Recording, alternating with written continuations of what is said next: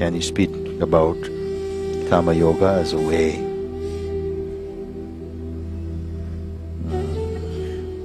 to purify strong vasanas?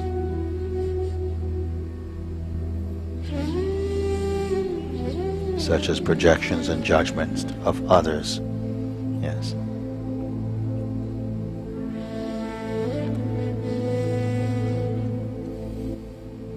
First, again, this is something that can be brought directly into the inquiry, these vasanas, and I don't know if everybody used to terms like vasanas, but just to quickly say what it implies only some deep tendencies, recurring tendencies that are so strong and full of identity. This, when you speak about the strength of any tendency, it's only because it has a lot of identity in it.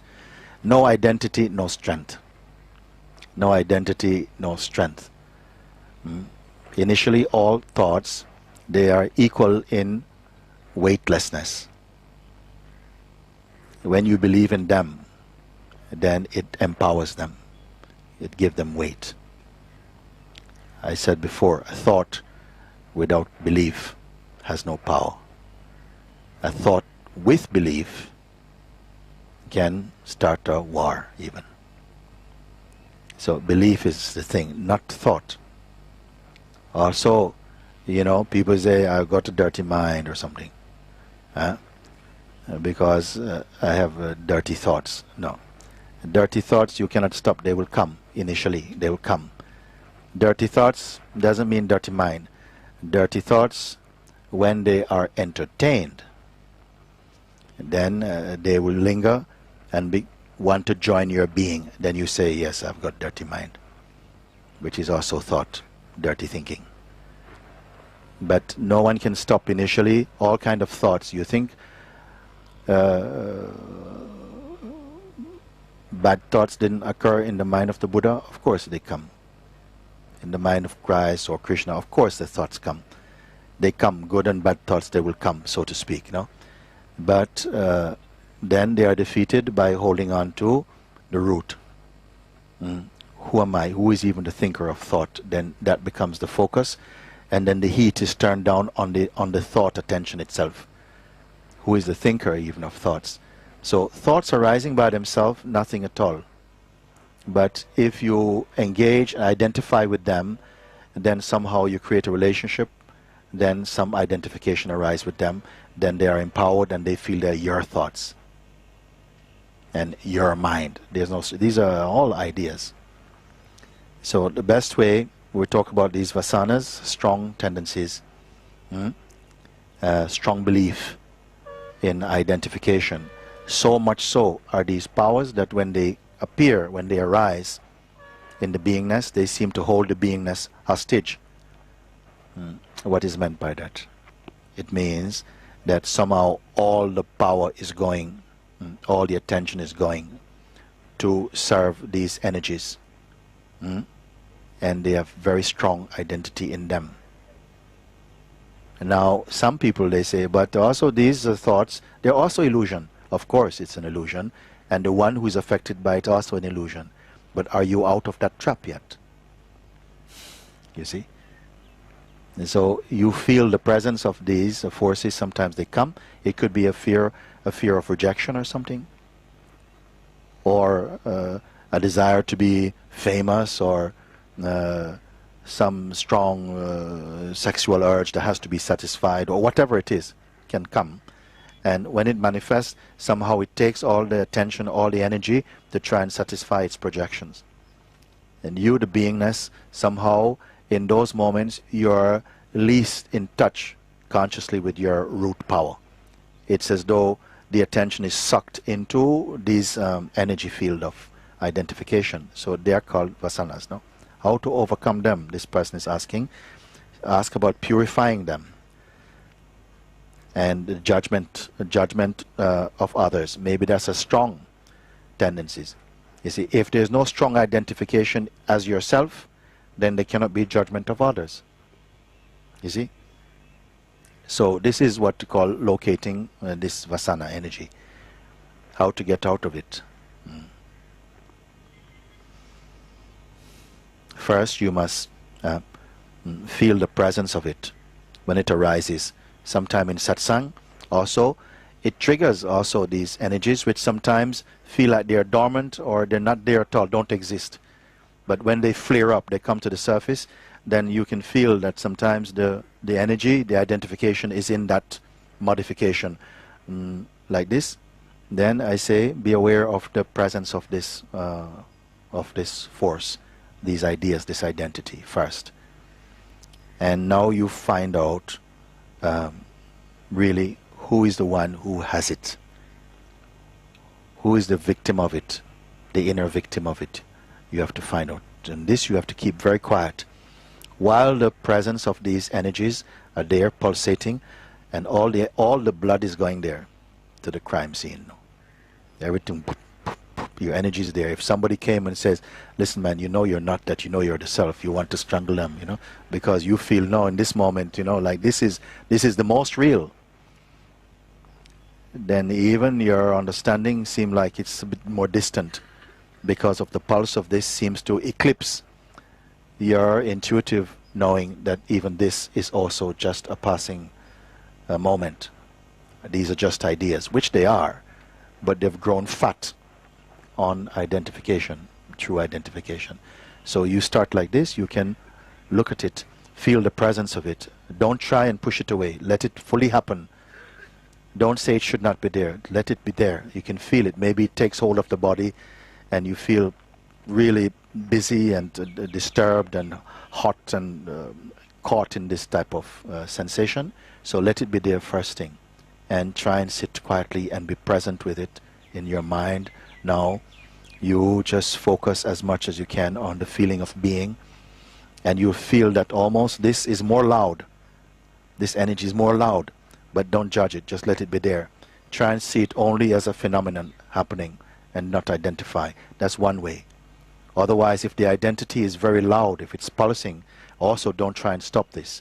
Just keep calm as much as you can and find out, if you can in this moment, who is the one who this is happening to. Who is the victim of this? You can keep repeating this question. Perhaps this question doesn't feel strong in that moment to be asked because of the loudness. It seems as though this sensation is almost everywhere you turn. It is there. It's in the body. It's in the being. But be present with it. And as much you don't identify or find out to whom it is, for whom is this vasana. See if you can actually throw your attention in and find out the place of suffering. Go to the very center of it and see if you find a sufferer of it there. Keep quiet. Just hold on. Don't panic. Don't judge. Don't try and push it away.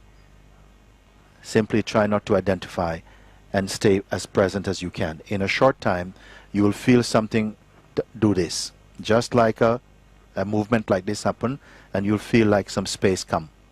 Almost like you are suffocating, and then suddenly the lungs open and some space will come. Some space will come and you'll feel again the presence of presence. That has always been there. But it's as though these kind of forces, they come and they're holding the ground for a moment.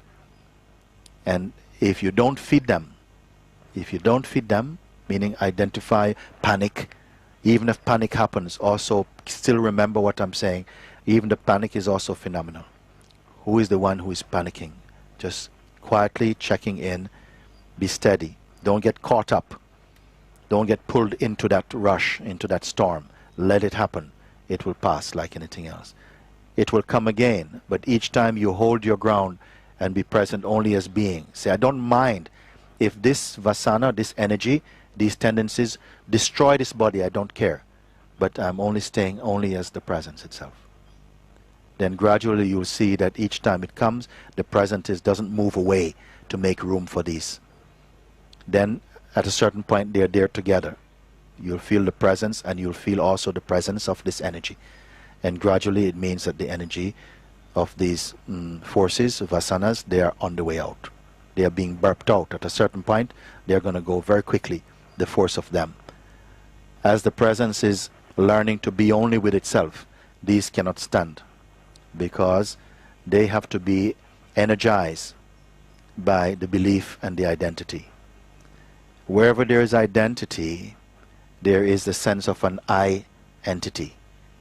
And the I entity is what seems to be suffering from all these different reasons in the world. Soon it will be over for you. It will be over. You will not have to live all your life with these forces. They will not come.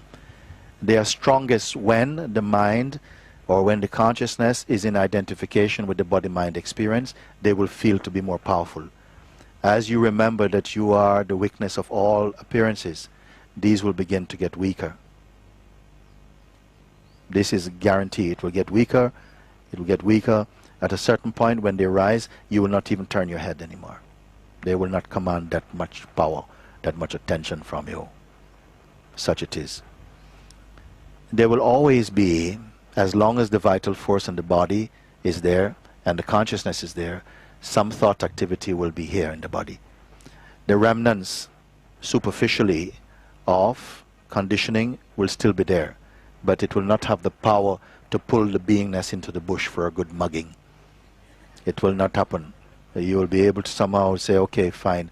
People may see, oh yeah, he's still like this. They were saying one saint was always loved counting money. He was always counting his money over and over. Even if he's got 10 rupees, he still count them over and over. It was his habit, counting the rupee over and over, no? Maybe become meditation for him, but something like it. And even after his mind came into complete realization, still doing this tendency, counting money, counting money. Other people say, but he hasn't changed, He's still counting money. But inside, he's not counting anything. It's just this movement is going on.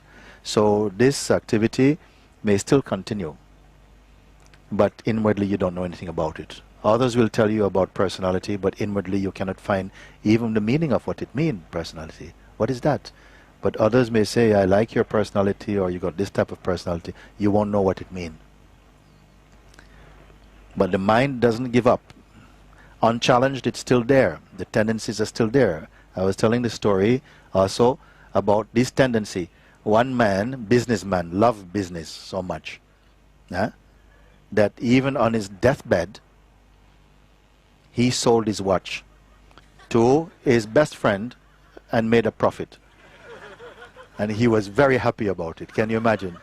Such is the tendency that even on the deathbed, the last few breaths, he was doing a deal, look, it's waterproof.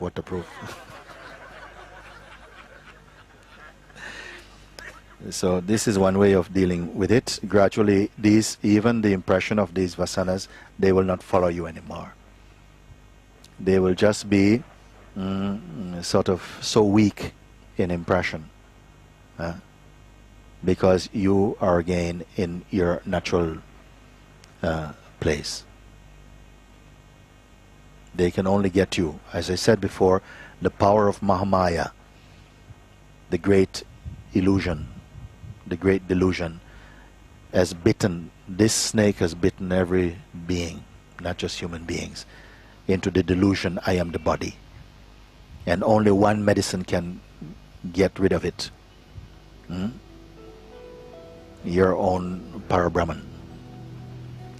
Because that is here. Then you must come to your own Parabrahman, mean your original truth. Then Maya has no hold on you. Where is that? It is your own self. When you are free from the associations of all that we have accumulated, which were not original to you from the beginning. They came later. Everything came later, including knowledge. How we know this? Because you are the one who knows knowledge and no ignorance. Knowledge doesn't know you. Who are you? Everything came after, because you are the perceiver of it. You watch its rising, its ascendance, and its departure. Who can you be? You see? Even this body is like a burning candle. Also it is witnessed by the indwelling spirit, you see. This is not things I'm asking you to believe, but to verify, to confirm through your own intuitive power. You're doing it.